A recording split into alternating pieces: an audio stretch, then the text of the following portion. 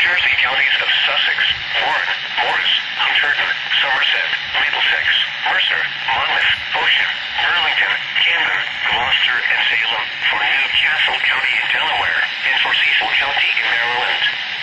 From Monday morning through late Monday night, showers and thunderstorms are forecast to bring periods of heavy rain to our region from Monday into Monday night.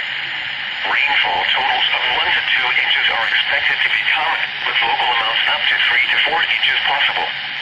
There is the potential for flooding along small streams and creeks, on roadways, and in areas of poor drainage.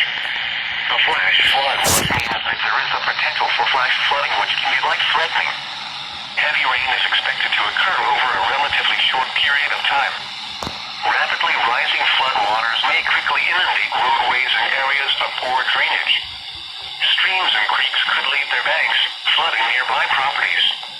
Please monitor the forecast, especially if you live at a location that is prone to flooding. Be prepared to take action if a flash flood warning is issued for your area.